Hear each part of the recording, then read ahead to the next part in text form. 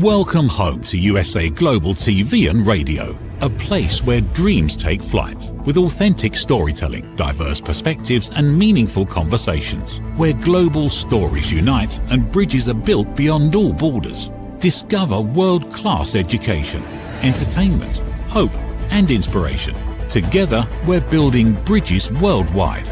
Subscribe to our channel, USA Global TV. Download our app, USA Global TV. Be our guest or join our team. Visit usaglobaltv.com. Thanks to our founder and executive producer, Dr. Jacqueline Kerbeck. Music score by Yeffy Tang from Cloud Road Music. Voiceover artist Mike Porter. Creative direction by Paul Garcia. USA Global TV and Radio. Your home for global connection. All rights reserved. This video and its contents are the exclusive property of USA Global TV and Radio. Unauthorized use, duplication or redistribution in any form is strictly prohibited.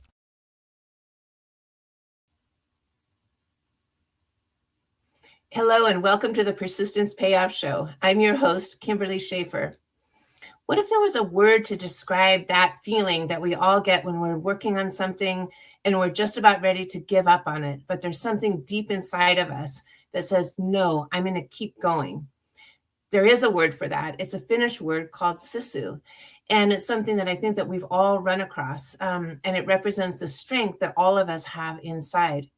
My guest today has incorporated the concept of Sisu into her personal life as well as her work life. Liisa Kovala is a Finnish-Canadian award-winning author and book coach. She's written historical fiction and nonfiction books, and now she's just launched a mystery series called the Hygge House Cozy Mysteries, and she's done that under her pen name, A.L. Jensen. She works with women to help them find their own Sisu in their lives and as well as in their work as authors. I'm really excited to talk with her today, and welcome back to the show, Liisa Kovala. Hi, how are you, Kimberly? I'm doing great. It's so good to see you. Thank you. Thanks for having me back. It's great. Yeah. Oh, I'm thrilled to have you. And you know, I felt like at the end of our show before, there was so much more I wanted to talk about. So I'm just happy that we have this opportunity. So, absolutely, for sure. It was a great episode. Yeah. Yes. And, you know, I love the idea of expanding how we think about ourselves and our world through language. And I think two of these words that I've already mentioned, hygge and sisu, represent that. And so before we dive into them, I'm wondering if you can just give us some background. As a Finnish-Canadian, how did your family come to Canada from Finland? Yeah, so my mother was actually born here in Ontario. She had Finnish parents. They actually met here in Sudbury and got married, and all the children were born here. But my dad was from Oulu, Finland, and he came to Canada after the war in 1951. So my parents met at a dance hall, as you do, they were part of a sort of a big Finnish community here in Sudbury, Ontario. So, you know, I grew up around lots of Finnish people. There was a lot of community activities and community groups. And I just thought that's how it was until I was in school age. And then I realized, oh, there's so many other cultural groups in Sudbury. And I got to learn about all those groups as well. But I was really involved in the Finnish community from a very young age. And now it still exists, but it's kind of as a lot of community groups are starting to, you know, the language is fading and some of the groups have, not continued. So things have changed, and I really wanted to lean in and learn more about my own heritage, and I did that through writing. Yes. Oh, I think it's fantastic, and I really applaud you for keeping that heritage alive. It's so important to do that, and I think these concepts are really important ones. And well, let's start with your new mystery series, the Hygge House Cozy Mysteries.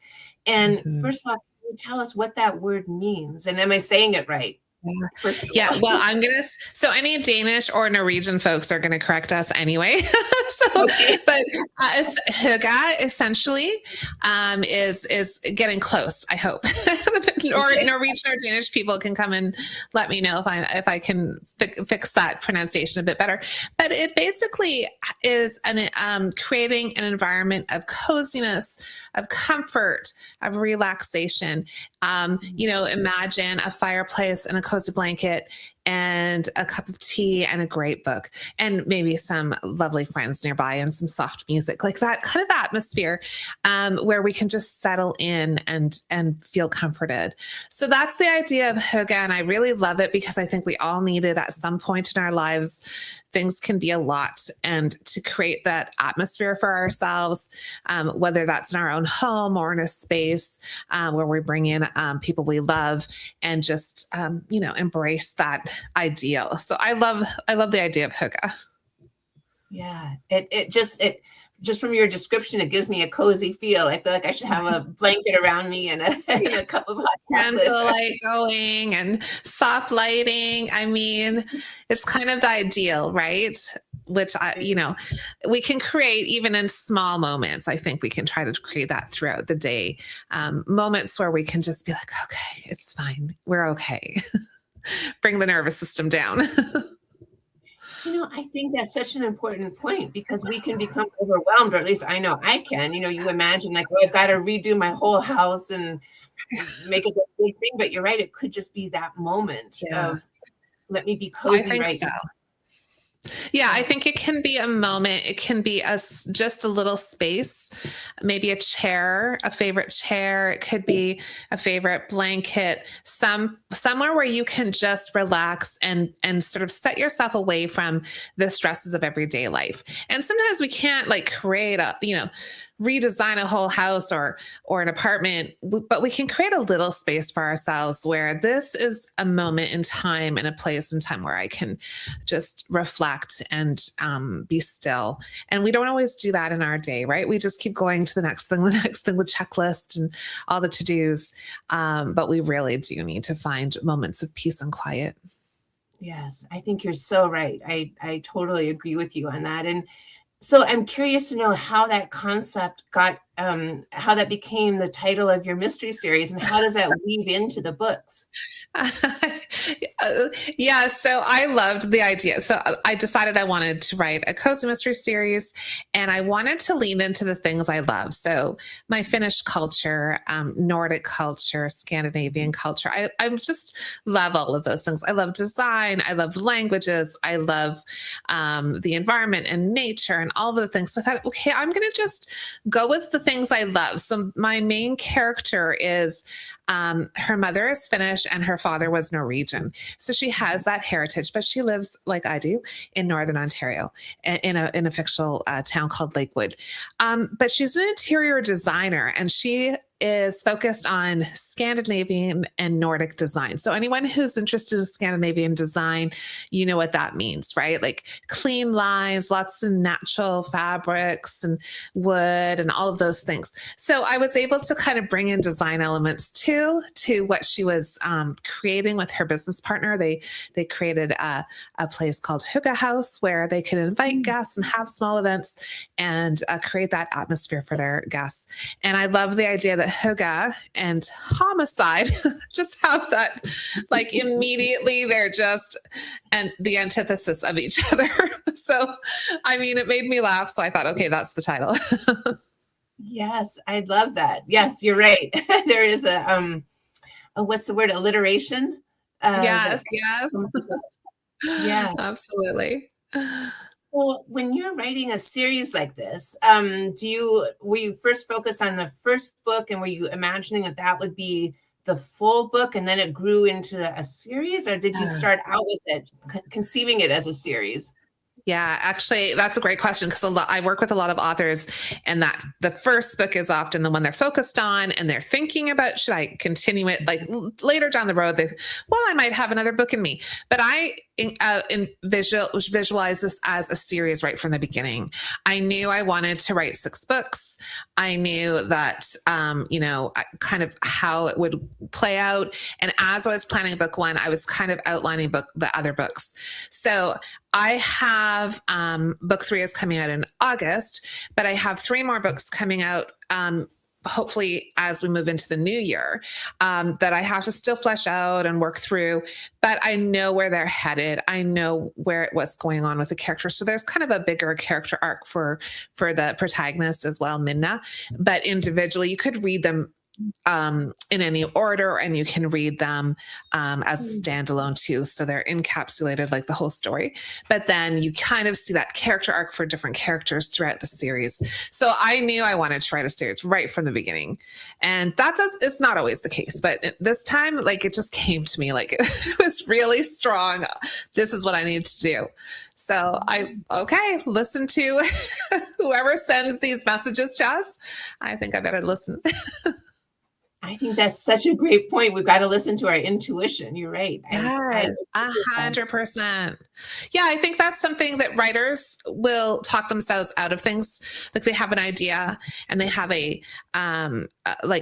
they're excited about the thing. And then when they start working on it, it gets a little bit worrisome, and can they do it? And, they sort of talk themselves out of it and don't follow the instinct. And I think that's probably unwise, because you got that inspiration for a reason.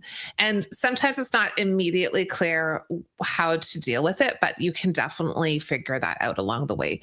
So yeah, I think, I could have said, well, who's going to read books about Scandinavian and Nordic characters in Northern Ontario?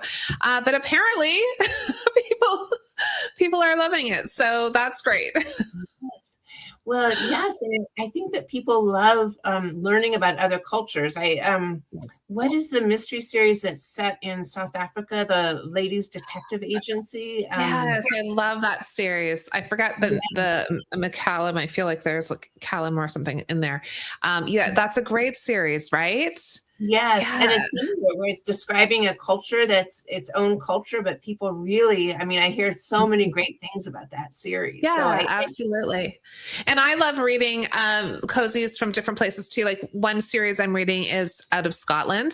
So I don't know that much about Scotland. So that's been really fun and quirky characters. And then another author is writing out of Australia. And so my husband's family is Australian. So I love reading those and references to places I've been. And, so there's different reasons why these different cozies that are set in different locations can make us want to dive into them, whether we don't know anything about that culture at all, or we know something and it's going to surprise us, or maybe because we have our own links to those places in some way, whether it's a family member or our heritage or whatever it is. And I think you can always learn something new and fun and, see it in a different light.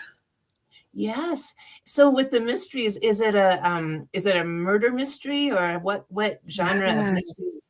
Yeah, so it's definitely a cozy mystery. There is, so the premise is this, and I'm not giving anything away.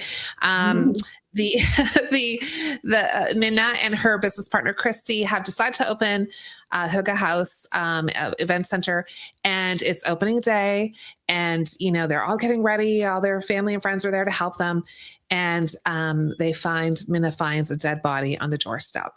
So now she has to deal with it. So she is a amateur sleuth. She's somebody who had no intention of solving murders, but yet she has this inclination to do that. She's a person who really pays attention to details, and as an interior designer can use those skills to solve this mystery. So it was really fun. But cozy mysteries don't there's kind of some rules around it, right? There's no bad language. There's no really graphic details for the murder, right? It's everything's quite considering it's a murder, it's quite nice to read, and you don't feel like it's graphic.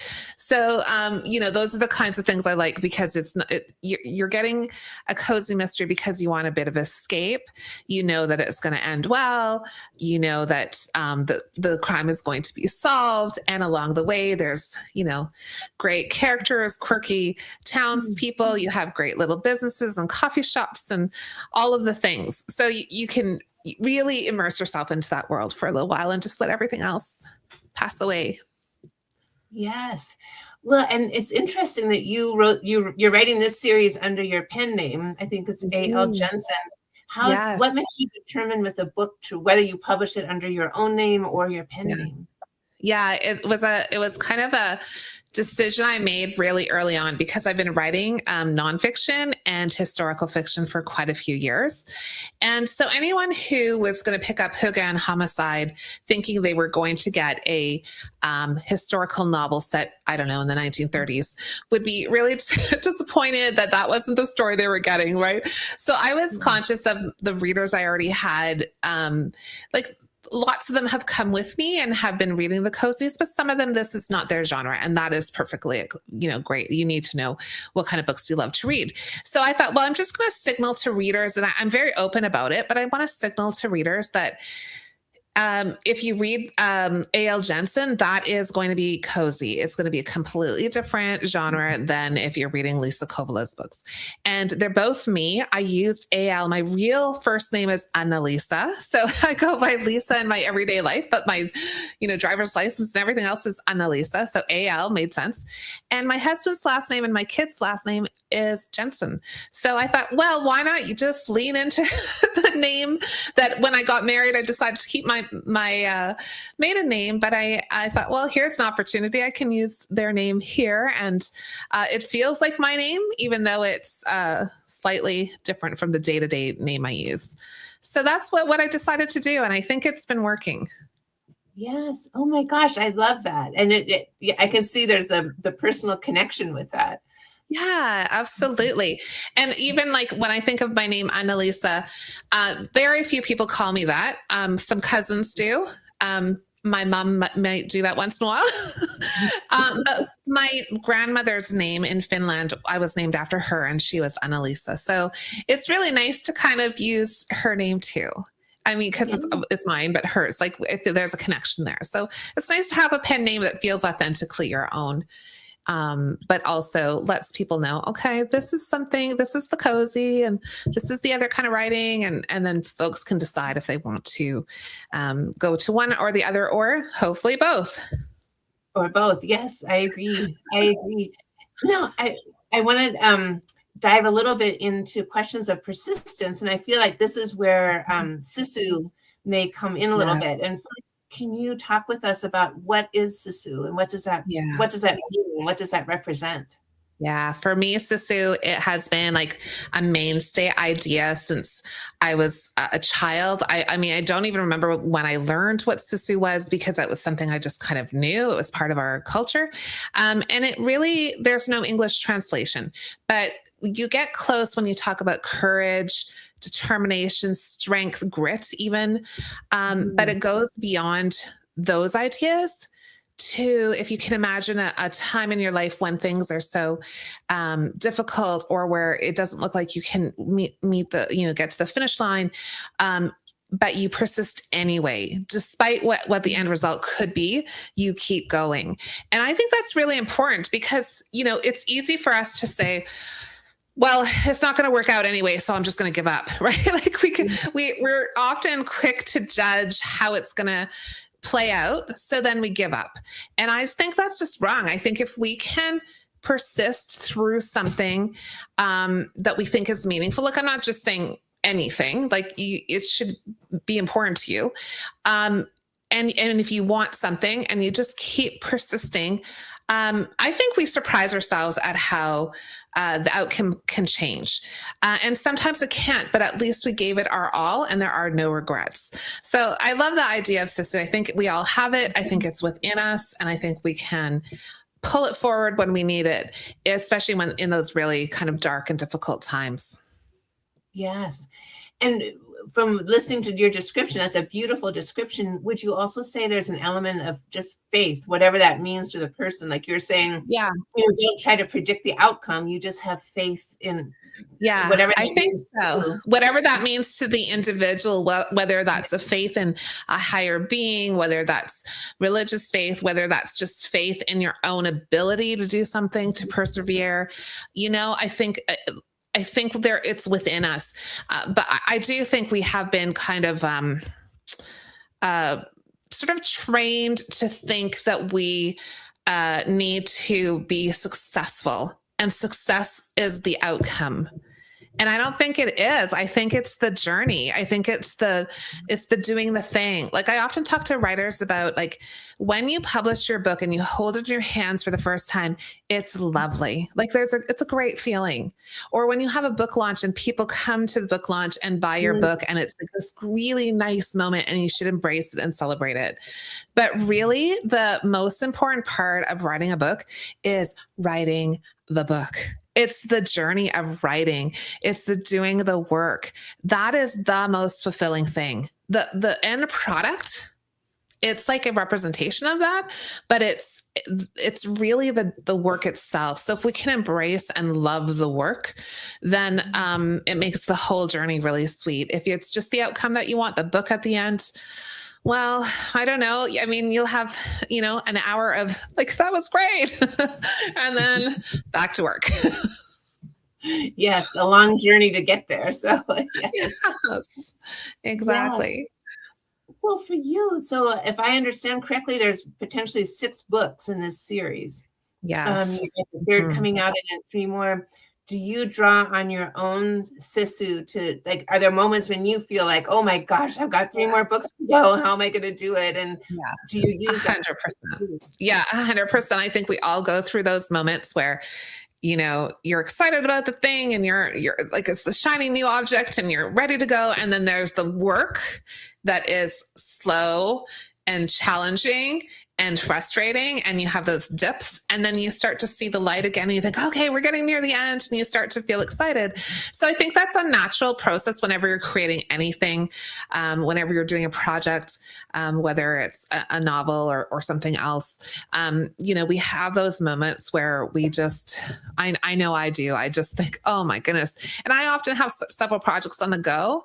And so that can also be daunting too, just the overwhelm of knowing I have all these things to work on and being able to say, okay, no, it's okay. I need to focus on this right now. That can be left for now. I'll come back to it, and just like trying to parse it out so that I don't feel like it's too much. And again, the idea of persistence, like it's just keep coming back to it. Sometimes writers or people who don't write, they're waiting for inspiration. They're waiting for that moment of, like I can't write today because I'm not feeling it. But you need, to just keep coming back. Like you just need to keep sitting down. And even on the days where I think, oh, this is not going to be the greatest writing day, I'm not feeling good, I'm feeling like tired or slow or whatever it is. Some of those are the best writing days. You just don't know what the day is going to hold for you. So persistence is so important. Just keep showing up to the work. Yes. Yeah. I so agree. And it's like, it comes back to that idea of us not writing the outcome. If we think, oh my gosh, I don't feel great today, this isn't going to go well. Like you said, sometimes those are the best days. Like we do not know what's going to happen. Yeah, that's so it's such a fascinating thing that you can talk yourself out of it and then nothing happens. But if you do the work, even if it's for 10 minutes, sometimes that 10 minutes becomes an hour or 2 hours, because you're like, just getting yourself to the place of the work is the hardest part often. A yoga teacher, maybe people know, but her name's Adrienne, Yoga with Adrienne. She always says like the hardest part is getting to the mat. Right? Like that's the hardest part. The yoga practice is the yoga practice, but it's sitting, like getting your mat out and rolling it out and getting on the floor and starting the practice. And I think she's absolutely right. And I think that's true for writers and lots of creatives. Just start. Yes. So because you are a book coach, and I think you run workshops and classes, and do you see light bulbs go off with people when you talk about Sisu and when you give them that concept? Can you see them absorb it? Yeah, I think I do see people absorb it over time. I don't think it's easy to absorb immediately. Like I can talk about it and you can say, oh yeah, that resonates with me. But the reality is you have to put it into practice. Like we can talk about like, let's go for a jog, but I haven't jogged in a long time. So I'm not sure that I could jog very far, but I could maybe jog a few steps, right? And then tomorrow I could jog a little bit farther. And so it's that idea of, again, just showing up and doing it and finding it in yourself. Like it's not something you can just go, oh, wow, I have this and let's do it. I think you have to just give yourself lots of grace and many opportunities to try again and to fail and to try again, and know that those, like, I don't even like the word failure, because I don't think it's not failing. It's just, you might feel like it's not what you expected or wanted, but it's part of the journey. And looking back, you can see how all of it has help, you come a long way, even if in the moment it didn't feel like it was going well. So. Yes, I think that's true. And I would love to know about your process, like as you're working on these books, because you also work on historical nonfiction and other historical fiction. Do you work on multiple books at the same time, or when you're working on a series, are you just focused on the series? No, I am a little bit, I don't really recommend this, but if you have a brain like mine, then it might work for you. I usually have a book that I'm planning. So right now I'm planning book 4 in the Cozy Mystery series, which I'm hoping to have out either at the end of the year or early next year. I'm working on editing a book that it's a historical novel that I wrote many years ago and is now ready to put out in the world. So I'm hoping that will come out by the end of the year. But I've had that in my back pocket for years.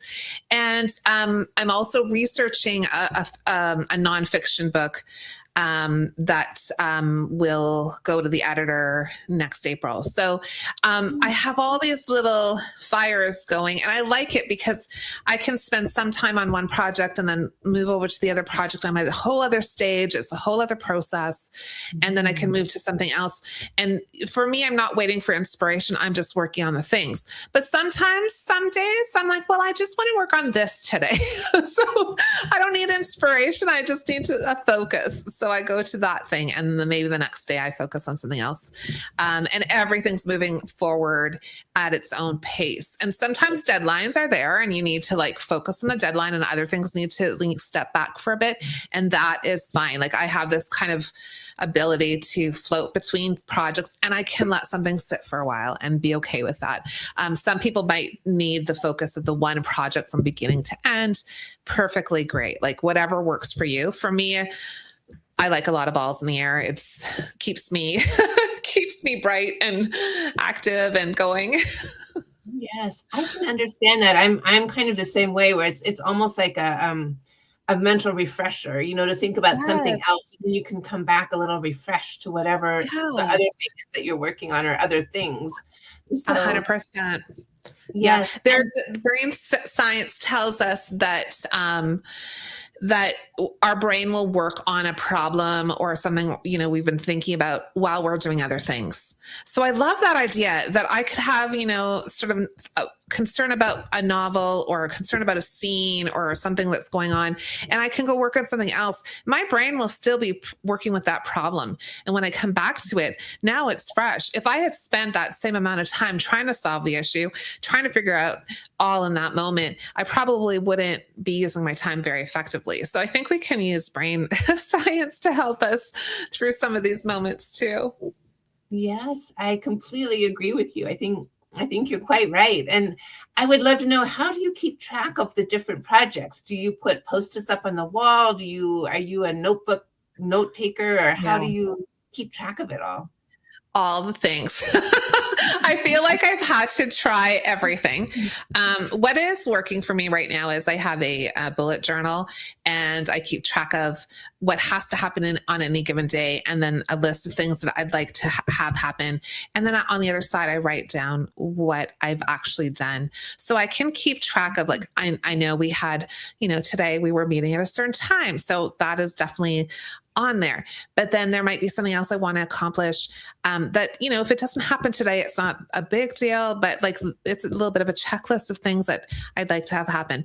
But then when you write down what you've been doing during the day and you look back, you can go, those days when you felt like, oh, I didn't get much done. And you look at the list, yeah, I totally did. It might not have been exactly what I had planned that day, but it was actually successful. So I find keeping track of everything in one place is really great.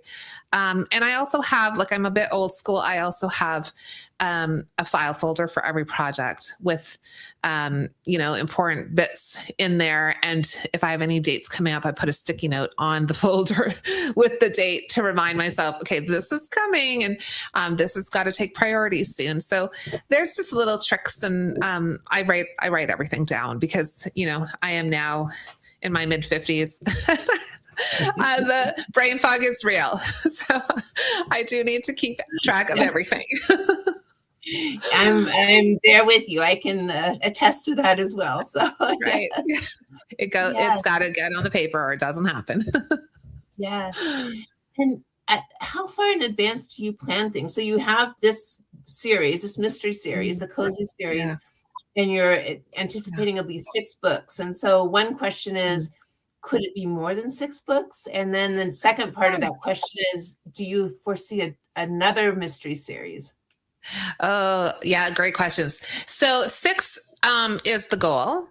And I have the thought that if I have more ideas and I have story ideas for them and people want to continue reading the series, then yes, I'd probably continue writing them. But for the moment, I'm just, focused on the 6. And then, I have in the back of my mind that I really do love writing series. I think it's really fun to, dig into a place and a time and characters. So I have a couple of ideas floating around.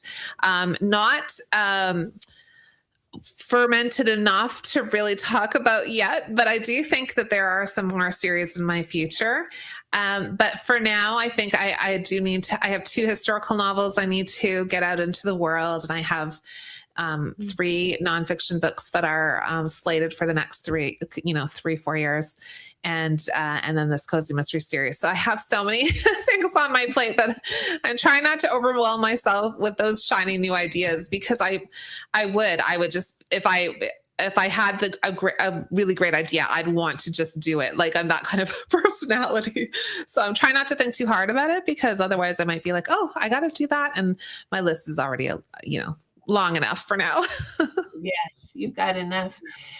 I imagine that you are so inspirational to your students and the people that you coach, because you're walking the walk. You're not just in theory, here's how you can do it, but you are doing it. And they may choose to do it differently than you. Yes. But you can show it can be done, and I'm doing it. Yeah. So I think that's, I can't speak to the inspirational part, but I think what they see is the various options you have as a published author. So I'm both traditionally published and self-published, and I actually I just signed a contract for 3 books last week with a traditional publisher. So you can you can make those choices depending on the book, depending on what you want from that book.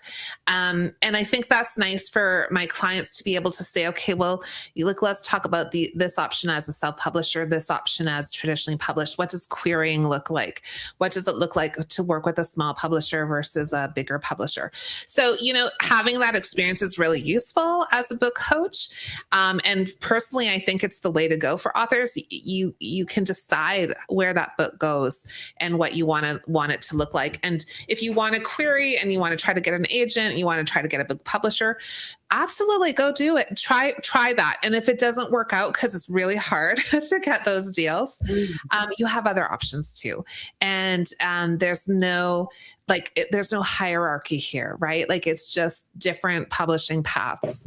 And of course, if you do need to get the professionals to help you with cover design and, all the things to make like the editing and developmental editing and all those things to make sure your book is professional if you decide to self-publish.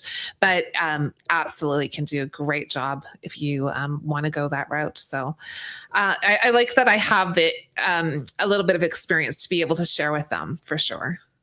Yes, absolutely. And I'm curious to know if social media has become more a part of it. Like, do you do little videos of behind the scenes? Here I am at my desk writing and showing little snippets of that. I think social media is really good for making connections with people. And I absolutely do post about my dog and sitting out on my deck and writing. And I absolutely do those things. But I'm not convinced social media is at all useful for selling books, for getting readers. It's great for making connections with people. And I think that's what it should be. It's social. There are other platforms that are more important, maybe for authors who are trying to sell books. But I think the number one thing folks need is a newsletter, and they need to connect with their audience and let them know what's going on, and have, this event or that book is coming out, let them know. And plus all the, fun things about what's going on in their life, or a little insights into their writing career, or their whatever's happening with them. So depending on how comfortable they are sharing about their own life. So social media is, I think, important for authors, but I think we have to focus on it being the social part. Make connections with people, talk to people, find other authors, find other, like readers might find you and want to engage with you. Great. Do that. It's lovely. But maybe don't go there thinking you're going to sell books. I'm not sure that that's really happening. Maybe. I don't know. Yeah. Well, and I love that idea too of putting the social back in social media, that it's not just all about sales. And yeah, exactly. Well, and speaking about connections, before we let you go, can you please let us know how people can connect with you? What's the best way for them to reach out to you directly, or how can they find your books? Yeah. So for the probably the easiest way is to go to liisabookcoach.com. And liisabookcoach.com, you'll see my book coaching stuff. You'll see the historical novels and the cozy mysteries, and all the social media links are there if you want to find me on Instagram or Facebook. And I'm also on Substack, and my podcast is Women Writing.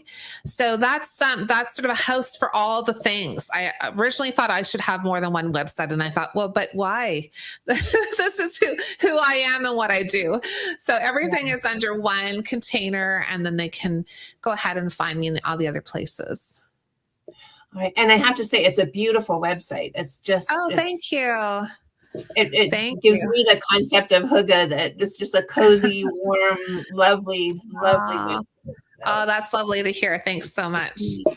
Yes. Well, thank you so much for being here. And I hope you come back. I look forward to hearing about how the series goes, and to talk more about Sisu and hygge. So I really appreciate your being here. Thank you so much. It's always a delight to chat with you and your readers. I hope they enjoyed it too. All right. Readers, listeners. All right. Well, thank you so much. I hope to see you soon. Thank you. You too. Bye-bye. Yeah. So that was so great and so inspirational. I love those concepts. If you would like to connect with me, I am the inventor of the ring thing, which is a waterproof patented ring holder that I invented. I'm on my own journey with persistence and Sisu. You can reach me through my website, which is ringthing.com. That has all the information about how to reach out to me and my social media. My email is kimberly@ringthing.com, or also info@ringthing.com. And you can find me on Instagram at @ring_thing_. And I would appreciate any thoughts that you have about this episode or any of our episodes, suggestions for guests, or anything that you would like to share. I'm very open to that. We're here every other Tuesday live at noon Pacific time. And you can see us anytime at USA Global TV and Radio on YouTube. I'd like to thank our producer, Roland Friedel, and our founder and president, Dr. Jacqueline Kerbig. Thank you so much, and I look forward to seeing you soon. Take care. Every great story begins with a vision. At USA Global TV and Radio for years, we've been providing world-class education, entertainment, inspiration, imagination, connections, and hope. Most people don't stay to watch the outro or the credits, but it's the people behind every success, behind every breakthrough, and behind every unforgettable story who matter. The TV show hosts, our guests, our sponsors, our publicists, our production team, our distribution team, our search engine optimization team, and so many more. You're the ones who make the difference. Every great story belongs to the people who bring it to life. Our future looks bright at USA Global TV and Radio, and that's because of you, our loyal fan base all around the world in more than 60 countries.